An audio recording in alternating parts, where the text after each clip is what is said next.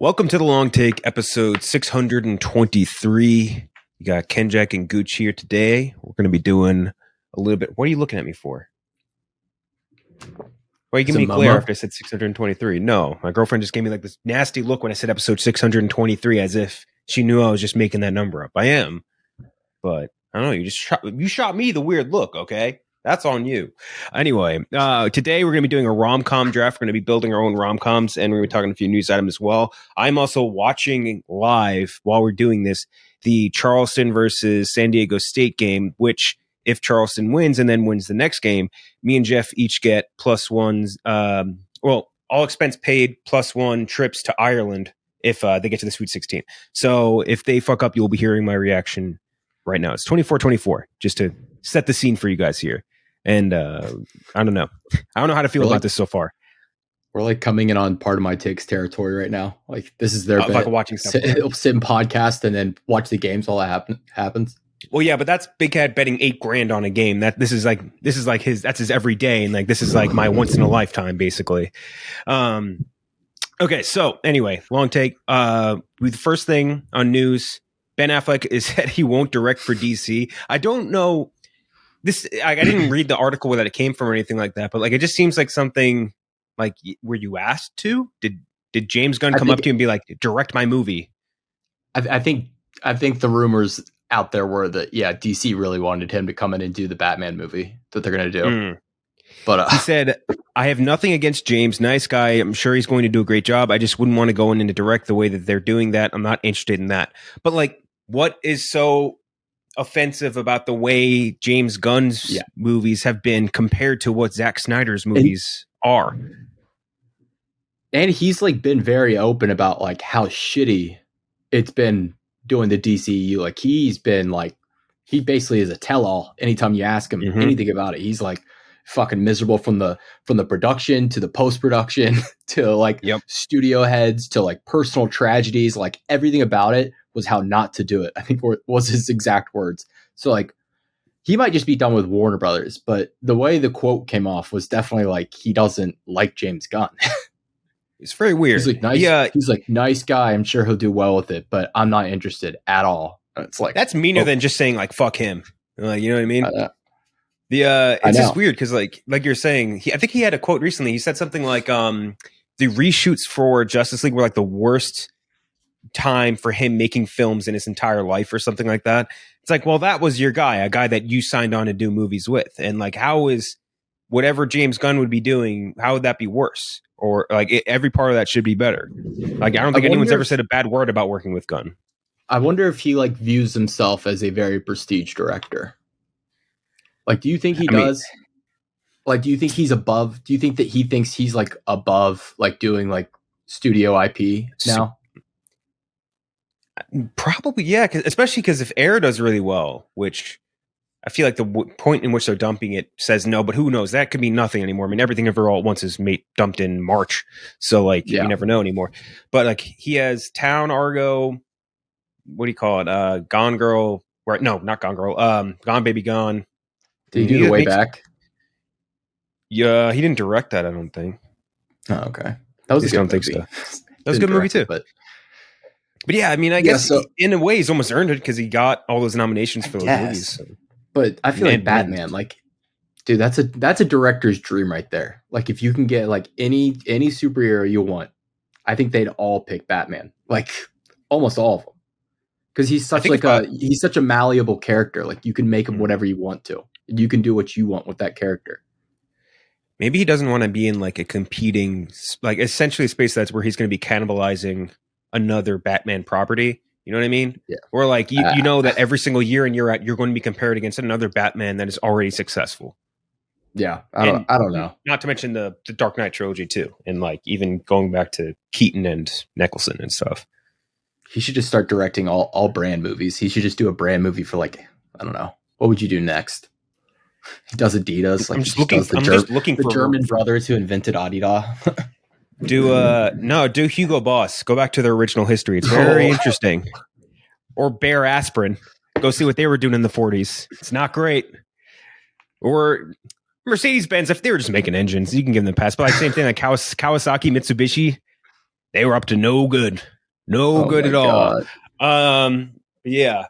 Anyway, I don't know. What's a brand where I'm like actually interested? I'm like just like Because searching for we brands right talked about now. it before. We're getting these weird like how these brands started movies coming up, like the Pop Tart one Yeah. too, and then the what is it, the Hot Cheeto? We have a Hot Cheeto one too coming up, I think. What about Uber? Yeah, the BlackBerry one too is coming out at some point. Blackberry, come on.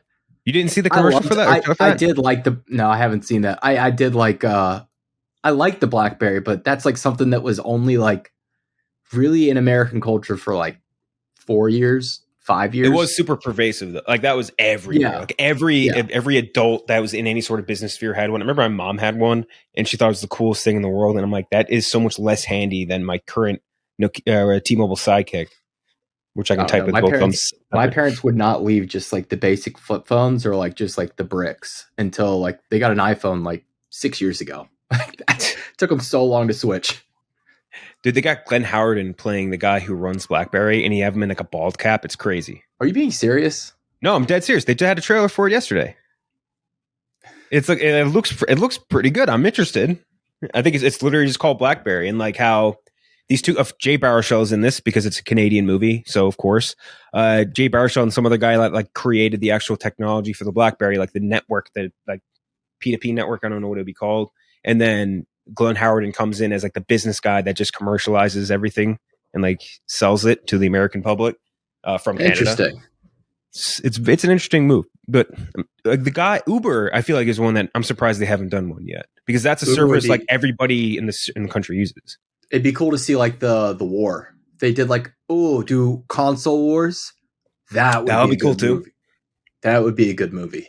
Like the rush to market for all the consoles. Yeah, that would They be just sick. portray Bill Gates as a complete asshole. Like he's like just swearing like he's like those fucking Japanese. Like he's like just hates them.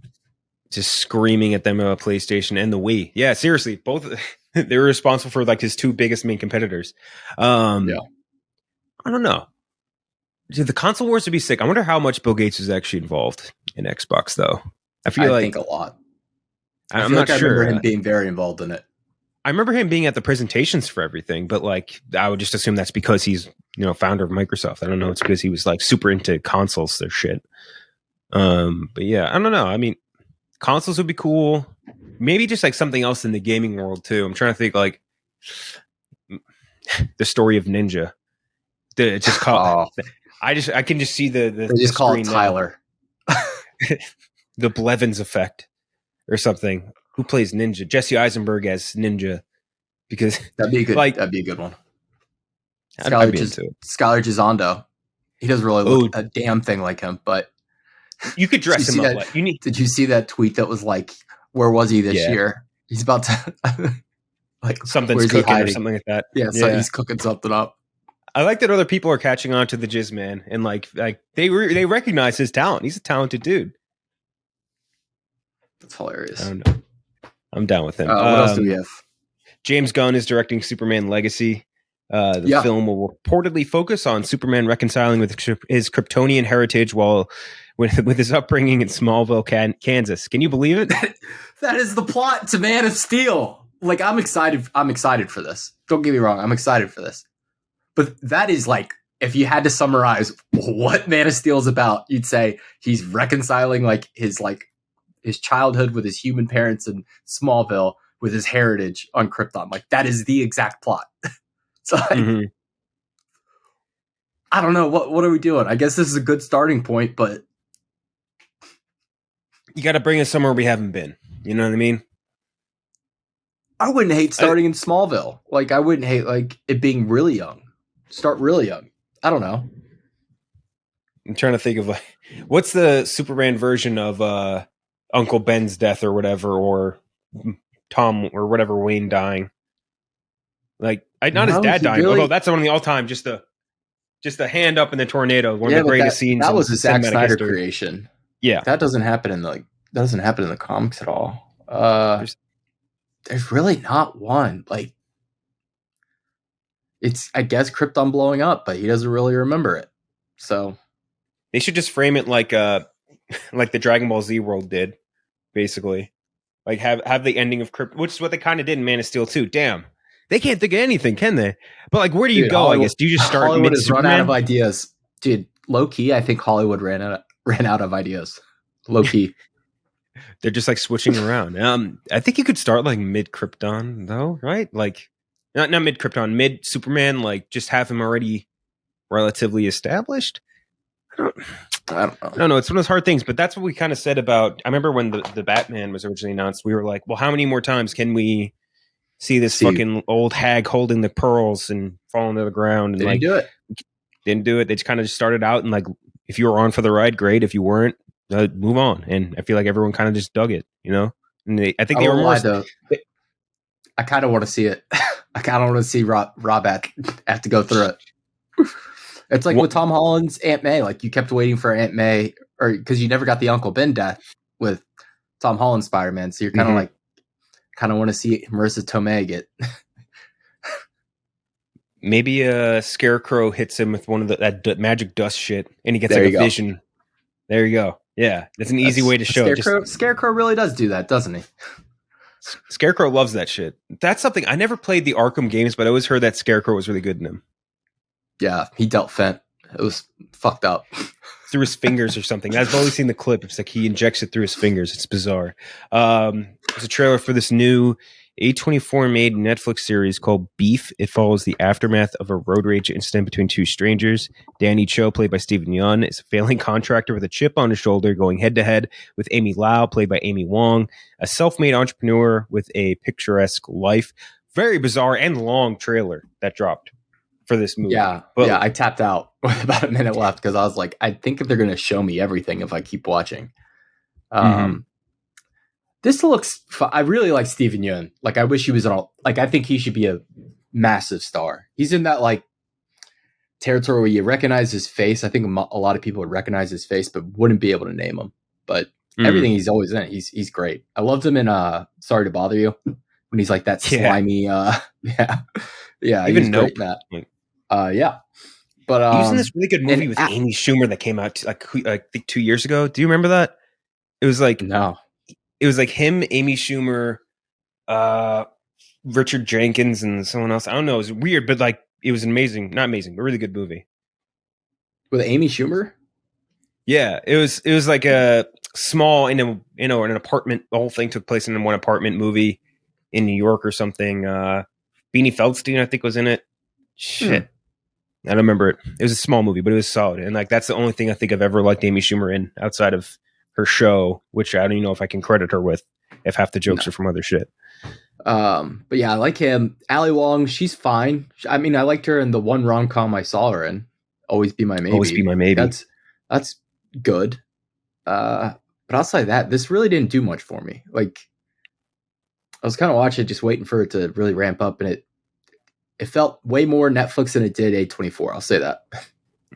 It was a lot of like it's something Netflix I always realized or sort of noticed, like they love to do this. Like they do like 2 second clip, 2 second clip, 2 second clip, 2 second clip. It's like, and they're not necessarily connected. It's just like, here's one line, all from separate pieces. And like, it just kind of, I don't know, but I will say I agree with you. Yeah. Looking at A24's like TV and like, there's really nothing that stands out that much. Tacoma Valley doesn't stand out to you? Tacoma Valley FD, sorry, fire department, the Broken Lizard show. Oh yeah, you think I'm lying? It's true. Yeah, no, it is. No, like it's like, yeah, it's got like Rami, The Idol, which is coming out soon. It's not as illustrious as their movie records. No, not at all. They have how many Oscars in the last 10 years? Rami's good. Yeah, Rami won a bunch of Emmys. How many Oscars does A24 have? I'm trying to think. Like Moonlight, I think was their first, right? If I remember correctly. Let's see. I mean, they have to have a shit ton more now. They've swept everything above the line. How many Oscars does A24 have? Let's see. As of 2023, they have a total of 49 Academy Award nominations. I don't know. That's still kind of incredible considering how long they've been around. Yeah. That's So cool. this looks fun. I don't know if I'm going to tune in for it. I'll have to hear positive feedback for me to dive into something like that. Yeah. I like the cast. Amy Wong, I'm kind of feel odd about because like her stand-up specials, there was one she did when she was pregnant. Super funny. Really, really good comedy special. One of the better I'd seen in a while. And then she made that other special that was almost exclusively about how much she wanted to cheat on her husband. And then like 2 weeks after it got released, she divorced him. And it just kind of it leaves like a weird taste in your mouth. You know what I mean? And it's like I shouldn't give a shit about their personal life in that way or at all. But like it felt kind of Ali Wong. Yeah, Amy Wong is from Futurama. That's a Futurama character. I was just talking to, so we have an interview with Katie Sackhoff coming out soon, as well as Zach Levi. Katie Sackhoff was talking about because she was in an episode of Futurama where she plays a character named Girl with 3 R's. I think it's a very funny episode. It's all about like Comic Cons and stuff like that. But yeah, Ali Wong, just something about that whole timeline. It just doesn't sit right with me. It's just weird. It's just weird. I don't know how to explain it. You know what I mean? Yeah. No. I would agree. The special was just uncomfortable too. Like the actual, like listening to that special, it's all she was talking about. It wasn't very funny. It was just weird. She just got up there and she wanted to make her boyfriend feel like shit. Her husband of multiple years. She has like 3 kids with him. It was just like it was just weird. I kind of respect it, honestly. It was literally like it was an hour long of her just saying like, "Oh, I just wish I could fuck someone else. Oh, I just wish I could fuck someone else." It's like, yeah, it's a funny joke for maybe one part of your special, not the whole thing. I don't know. It was just odd. Last thing, Tarantino said his potentially final movie will be titled The Movie Critic, rumored to be set in 70s LA with a female lead at its center. I think it was based off a real person, or at least they think it's based off of a certain person, right? Yeah, a critic that he's spoken fondly of quite often is who it's rumored to be about. But I don't think he'd do a biopic. I think he would just base the character on her. Tarantino doesn't feel like he has any interest in doing biopic. No, you know, not at all. Yeah, no. Like it would definitely just be like an original character based on this person. Mm-hmm. I'm really interested in it. I mean, obviously it's Tarantino, and I feel like it feels like Once Upon a Time in Hollywood came out like 10 years ago. You know what I mean? Yeah. And I love it's like that. A standard. Like, that's top 2, top 3 for me in Tarantino's catalog. Like I really love that movie. Yeah, and it's like a standard gap for Tarantino. It's not like it's an excessive amount of time or anything, but like I don't know. I feel like we're missing some Tarantino. The issue is he stays in the news. He goes on. He does so many interviews. He's got his podcast, and he puts out so many quotes that like get the fires turning. And then you realize like when was the last time he actually made anything? And he just keeps talking, and you're like, kind of wish you would just go out of sight, out of mind for a little bit. So I'm not constantly reminded that you need to make another movie. This should be. I mean, I don't know how to feel about him going back to. I mean, the first Once Upon a Time in Hollywood was 60s Hollywood, or 60s. Yep. This would be 70s Hollywood. Feels. I kind of wish he would do a different setting. Yeah. You know. Agreed. Like, go somewhere else. Yeah. I'm just trying to think of like his last grouping of movies. Man, he should take a stab. He should take a stab at doing the talkies to the silent film to talkies transition. He just do his own Babylon. Yeah, do his own Babylon. He's such a fucking talented little freak, man. It's hard not to love Tarantino. Just a foot fetish freak, looks like a weirdo, just makes some of the best movies in the world. Oh, I hate when people like act like they're too good for Tarantino. Like film snobs who like, oh no, all he does is rip off other directors. I was like, but he puts it together way better than they could ever dream of doing. Like he puts it together so nicely and it's so entertaining. Like every time. Like, my gosh! Just renamed Django. It's like I don't give a shit. It's a fucking amazing movie. I don't care. So much better than the other Django too. Like the old Django. It's insane. It's crazy. I don't know, but that's filming soon too. So I guess he's kept this very tight-lipped in terms of like script and stuff. And cast. He's also doing that miniseries still, right? Which one was that? I forget. I can't remember what it was, but he definitely. Tarantino miniseries. He reveals plan to shoot TV series next year. This was an article from last year. 8-episode series. About what? What? Oh, he's gonna do some Justified? What the fuck? I don't know. I'm just reading all this. I remember there's a quote from him I saw during one of these press tours where he said something to the degree of like, he wouldn't want to be a Marvel star because like they're not actors, they're just superheroes or something like that, where it's like, hey, that's Captain America. You're not like, hey, that's Chris Evans. I was like, I guess. Like, yeah, that didn't make much sense. I was like, for a kid, maybe, I guess. Like, yeah, you're not going to have like a 10-year-old Marvel fan walk up and be like, oh my God, Christopher Evans. I love your work. No, you're going to be Captain America. Yeah. No. I mean, I don't really get the point he was trying to make there. When that quote came out, I was like kind of confused by it, to be honest, because sure, they're all just there for a paycheck, but it's not like you don't look at the screen and say, oh shit, that's Paul Rudd. Like, yeah, I don't think of Ant-Man at all. I actually just think of him as Paul Rudd, man. Yeah. He barely shrank in the last movie. Celery man, if anything. All right. So now we get to do our rom-com draft. So we're going to be doing, each of us picking 2 actors, 1 misc, 1 director, and a general synopsis for it. I don't know how this is going to look on our graphic, but we'll figure it out. Anyway, so you can go first. We could honestly just do the full thing each. I think that might be easiest, right? All right, sure. So I'll go through the whole thing. Yeah. All right. Well, my director, we were just talking about him. It's going to be Quentin Tarantino. Gotta have some. I've wanted to. He hasn't done rom-com, but he can do romance and he can do comedy. So why can't he do rom-com? He likes to do these genres, like he does a little bit of every single. Like he did his war film, he did his crime movie, he got his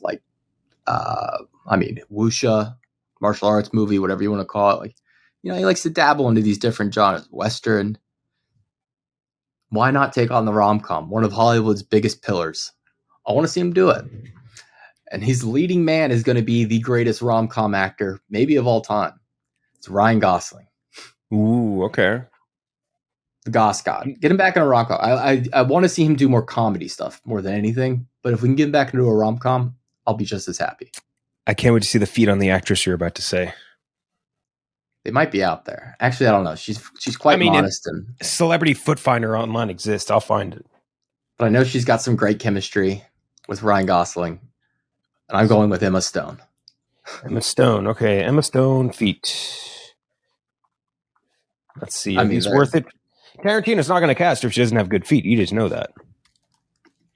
I don't know. Let me see. I'm not exactly a connoisseur, but I don't know, man. I don't think he's going for these. Take a peek. What do you think? I don't know what the criteria are. I don't even know why. Yeah, me too. I'm struggling. I was looking at the feet and I was like, what is it even the criteria? Like, no fungus. Yeah, check. Exactly. I was like, that's the one thing that would be that's obviously a bad foot if she had like a corn growing out of it or something. Like, it's like a guy who doesn't know what like good tits look like. He's like, yeah, those are those are tits, all right. Those are good, right? Bad, pretty. No. I went through about 20 pictures of Emma Stone's feet just now, and they look relatively normal. There's a lot of photoshops of Emma Stone. Bring in an expert. Yeah, we need to get Jersey Jerry in here. Get an actual Jesus grading. Christ. You see the one they sent you? Yeah. These are hysterical.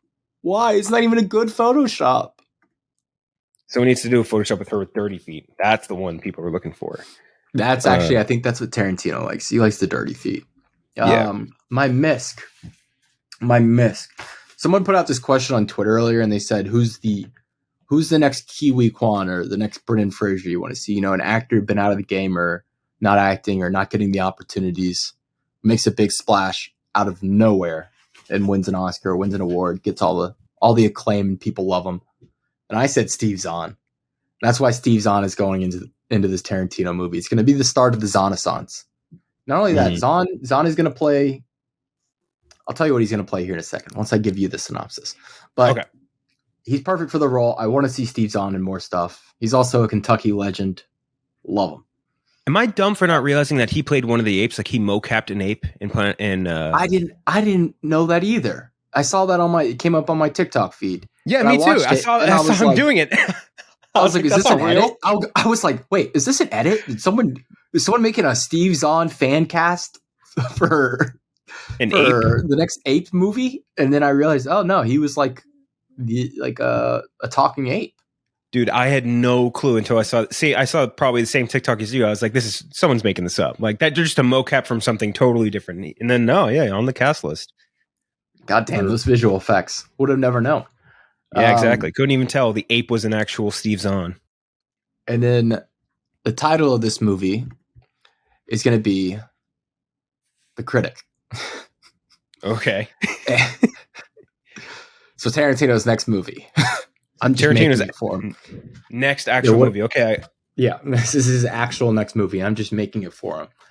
And the plot is basically going to be this actor tries to be taken seriously. Like, so imagine like it's going to be kind of meta too, like in a way like Birdman, where it's going to be about like this actor who like made his name in rom-coms. So Ryan Gosling, and then wanted to be taken seriously. But then imagine if Ryan Gosling started doing all these dramas and like just got panned by like Roger Ebert. Like immediately, every single serious role he tries to do just gets shot down. So this is like a different Gosling, alternate universe Gosling. And the critic, his biggest critic, his Roger Ebert, is going to be played by Emma Stone. She's going to be a movie critic. And he's going to meet her. And then they're going to, hate each other. And then they're just going to fall in love because that's how a rom-com goes. I feel like I've seen this in a movie before. I think I've seen that. Actor falls in love with their biggest critic. That's a good. Yeah, no, that is really good. I feel like I think I'm thinking of and Steve Zahn plays Gosling's agent. Okay, no, that's perfect fit for him. I was going to say he's been in actually a decent amount of rom-coms lately. He's a really bad agent. Like he keeps landing him like just terrible. Like he's getting him roles on like Showtime series. Like have him also represent Fassbender. He what was the one he was in recently that we just watched where Steve Zahn played like a hippie neighbor of somebody? Where he's wearing Your Place or Mine. Yeah, Your Place or Mine. Like, right. He's fucking Reese Witherspoon. Yeah, and then there was Tall Girl and Tall Girl 2, obviously. Diary of a Wimpy Kid. He played the dad. Tall Girl. How could any of you relate to being as tall as me? 6'1". Oh, how's the weather up there, freak? It's you want to talk about Tall Girl, by the way? Last 2 days at my gym, Sophie Turner's been in there. Looked up her height. She's listed at 5'9". That woman is 6 foot. She's 6 foot, maybe. Dude, she's tall. Like tall. Mm-hmm. She's doing like the reverse KG, or actually the regular KG. No, she's doing KD. She's doing the Kevin Durant. Yeah, yeah. Kevin Durant kept saying he was like 6'9". He's just taller than Anthony Davis. Yeah. Mm-hmm. I remember KG would be like, "Oh, I'm sick. I'm maybe 6'10", 6'8". He was easily 7 foot because there's like a different set of rules that come with 7-footers. But yeah, no, I really like that. I think I have a good movie, to be honest. Speaking of tall women, again, I almost considered getting Elizabeth Debicki onto my team. I was like, I really wanted Debicki. Dude, the 6'3". The edits that people make her even taller. It's so funny. And like they'll just make her like a little bit taller. They'll make her like 6'6", 6'7". But like so like it just like is enough for you to kind of go, I think that might be real. And then you kind of like have to look again. And you're like, no, there's no way she's that tall. Mm-hmm. It's so funny. She is crazy. I remember the first movie I saw her in, other than like Guardians 2, was like Widows. She was like one of the widows, and I was like, that woman is. No, you saw her in what's the movie with Henry Cavill and Armie Hammer? Oh yeah, you're right. Man from U.N.C.L.E. Yeah, she was like the heiress she's sort of. The German. I feel like yeah. I feel like she wasn't that tall. You don't get a good sense for height in that though. Maybe. I mean, she's standing like face to face with like Armie Hammer. That's a fair point. And Armie Hammer is very tall. Yeah. All right. Okay. So mine, I want to get as many Zoomers to watch this movie as possible because that's the sweet spot for rom-com movies released in theaters. You need to get as many young people to watch it as you can. So my actor is going to be a guy who, like, he was maybe like the little brother type character for a long time, but he has since grown very hot, and now he's adored by TikTok and other places. Logan Lerman is going to be my male lead for this. Logan, and he became insanely hot. It's crazy. Dude, the girls love him. Dude, they love him. Obsessed with Logan Lerman. That's like one of those things I think I was like just a year too old for was Percy Jackson stuff. Percy Jackson, yeah. Yeah, and that's what he broke through on, right? That was his big role. Yeah. He played Percy Jackson. And yeah, so and then like, I just kind of Alexander Daddario was his Daddario was his co-lead in that, which is crazy. Yeah. And so I never really like understood like who this kid was. And then he just started showing up places and I was like, whoa, this guy's fucking hot. And then I'll like anytime he gets posted on like any of the like big like Pop Crave or whatever those things are, like the comment section is just horny. Oh yeah. And it'd just be like a regular picture, just like here's Logan Lerman on a hike, and they're like, penetrate every hole I have. Breed me. Yeah, exactly. Yeah. He was really hot in Bullet Train too. He was in it for 2 seconds. And he was still like insanely hot. It was insane. And he's got people riled up. And so like the other actor I have on this is Selena Gomez. Tell me one actress who's got more social cred right now than Selena Gomez. And she's actually legitimately a very good actress on top of all of that. She's expanded her game, if you know what I mean. She's definitely expanded her game. She showed me some sides of her that I didn't know she had before. That picture was Photoshopped, by the way. That was the most obvious Photoshop that's ever existed. It's a video. Still, that's Photoshopped. I don't believe that was real. But she was good. Obviously, she's great in Only Murders in the Building. But like, she was. If you ever seen the Fundamentals of Caring, really good movie. She's awesome. That Paul Rudd, Bobby Cannavale, a couple other people in that. He was really good. She was really good, man. It's a Netflix movie. It's really, really good. Worth your time. But Selena Gomez, obviously super hot in the streets with the Bieber bullshit or whatever. I feel like you throw her in a movie right now, people are going to watch it. And like, she also bridges a good gap between Zoomers and like, I guess, I don't know what you would call like us, like late stage millennial, whatever. Zillennial, I think is whatever. Something like that. She bridges that gap perfectly. And you can have Selena Gomez original song in the movie. And that makes it even more hotter, I guess. My miss. She hasn't done much music lately, has she? No, I don't think so.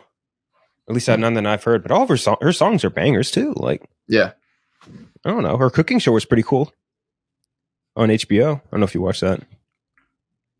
Speaking of someone who kind of runs adjacent to, someone reminded me of the Vanessa Hudgens COVID video. Which one was that? Put it on the timeline. It was like yesterday was the 3-year anniversary of the Vanessa Hudgens. She's on like Instagram Live. She's like, it's a virus. She's like, people are gonna die.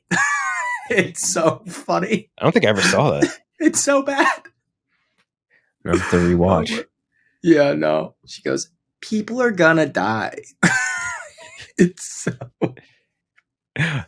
Fuck, I'm gonna have to go rewatch that now. It doesn't hold a candle to the one and only COVID video. From a celebrity. Imagine. Who was it that was? There was somebody in that video where I did not realize they were in it. That there's some people that we like in that video. Who's the one I'm thinking of? I don't know. I think they're a little stir crazy. Oh yeah, I mean I know for a fact it was Mark Ruffalo was one of them. Gal Gadot was a start, and Ruffalo was in it. Will Ferrell. Yeah, that's. I think like everyone just kind of forgets who is in it after the. Yeah, just the beginning Gadot with Gal Gadot's face is so funny. Oh my God. She's like, we're done. You could tell how. Oh, Pedro Pascal is in it. Yeah, that was the one I was missing. Yeah, that's. But all I remember is Gal Gadot's face. If we ever get an interview with Pedro Pascal, we gotta take it up a notch from these red carpet interviews. We just gotta start like being like, what are the dimensions on your cock? Like, could you? Yes. Just go like. Because at what point does it become overboard? Because he just answers all of them, which is why they think they keep doing it. At a point, he's just got to be like, I'm not telling you that I want to, or I like it doggy style or whatever. Like, you know what I mean?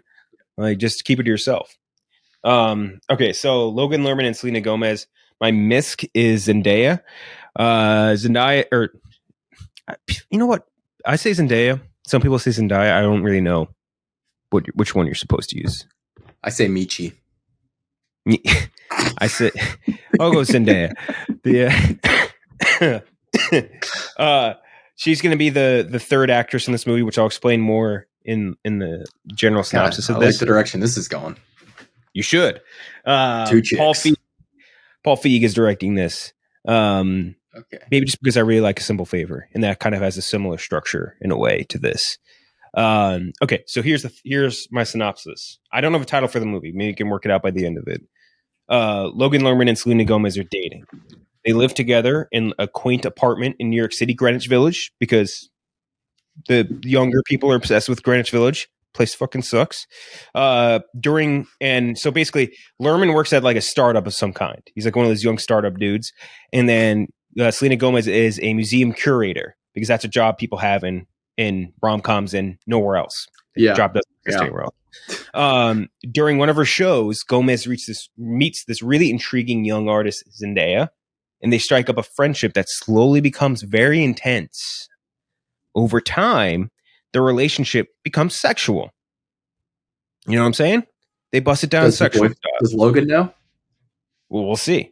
One night, Gomez peeks through Zendaya's phone out of curiosity. She sees a text chain from Pizza Hut. After reading a few of the steamy messages, there's a picture of this mystery man's cock and balls. And Gomez pauses and realizes something. That's her boyfriend's cock and balls.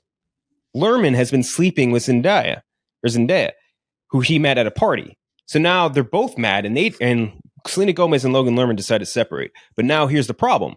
The third act transitions entirely to the perspective of Zendaya, who has to decide which one of them is going to get her love. And that's my movie. Give it some thought. I like it. I like the pizza angle. The Pizza Hut angle. What if we did this almost like maybe shouldn't be trying to emulate The Last Duel, but you know how The Last Duel had all three acts were just from three different perspectives? What part of The Last Duel do you I think who's Jodie Comer? Who's Jodie Comer? I think the three acts from three perspectives was kind of cool. Imagine they did it like that, like Selena Gomez meeting Zendaya and then Logan Lerman meeting Zendaya, and then the third act is like the clash and then all from the perspective of Zendaya. I don't hate it. I like that. Pulpy. In a way only Paul Feig could do. I'm trying to think of a title, like Meat Lovers. I'm trying to think of the title. Yeah. I'm so stuck on the pizza thing. The Artist 2 or something like that. That's like an art term. I don't know. What's an art Fresca. idiom? Because movie titles are always idioms. Let's see. You know what I mean? Like they just love that shit. Pretty as a picture. Sometimes a movie's a number. Sometimes you just name it 65. Maybe somebody dies. Oh, it dies, and you call it a dying art. Oh, there you go. I like that one a lot. Life imitates art. The dying art of love. The dying art of love. Yeah, that works. State of the art. Oh. We just need to keep adding words, and sooner or later it'll become like an Alejandro Inarritu movie. Exactly. Fine art, state of the art, art for art's sake. Noble art, state. It's a lot of state. He just keeps saying state of the art. I do like that one, that first one, the dying art or whatever, or the art of dying. That would be a cool name for I feel like that's a movie. Yeah, it's got to be. That definitely is a movie. Life imitates art might work too. I don't know. That would work. Initially, when I was trying to build this movie, I was going to have Henry Cavill and Asa Akira as the lead roles, and I felt that was too on the nose for me personally. So I was like, I'm going to decide against it. I went a different direction. Oh my gosh. By the way, did you watch The Mandalorian? Yeah. Speaking of, those are our two teams. We'll put the graphic. What do you think? We'll do like more of a breakdown on Monday or Tuesday, but I thought it was cool. I'm trying to like put it together in my head because like what we can I and mean, can't say, because we also just talked. It was your episode. I know. I got the number one seed. Finally got like the real shine with fucking Dr. Pershing, whatever his name is. Spoilers, don't listen any further if you haven't watched Mandalorian yet. I thought it was awesome. I think the coolest part is just the machine being called the Mind Flayer. And they just put him in basically the Total Recall machine and it just wiped his brain.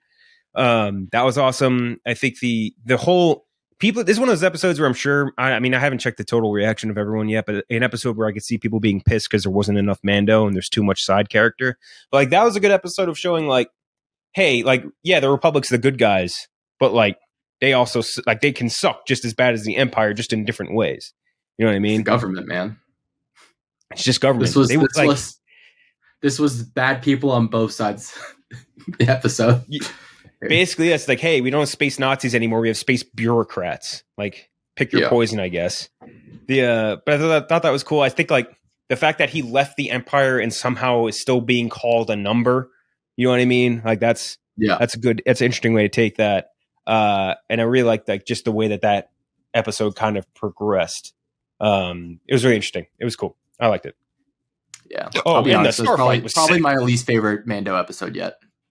What about the Starfighter part? We're only 19 episodes in or something, but yeah, something like that. What about the Starfighter episode, or part rather, where they're fighting off the TIE fighters? I think it was like a burger with really shitty meat, like really shitty topping, shitty meat. It wasn't even shitty; it was just long, very long. And so now I know it has to pay off in a big way, and I'm kind of worried about what that could mean. If they use this to explain like Snoke or like Palpatine, I'll kill myself on the pod. Yeah. I think that lady was up to something nefarious. Oh, Jeff? Obviously. What? She was because she had the Jeff haircut. Oh yeah, she kind of did. She was missing the fade. Yeah, true. That's kind of true. You have to put that Photoshop out later. Just give her a little bit more of a fade.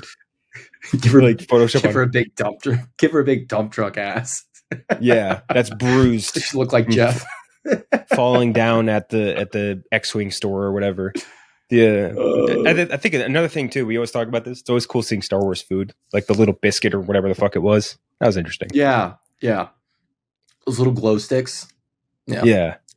Those are kind of cool. I like little. We'll talk about it. We'll talk about it more on Monday. Yeah, exactly. But that's the long take. We'll be back, obviously, Monday, full crew, more of a deep dive on The Mandalorian. But until then, we'll see you guys next week.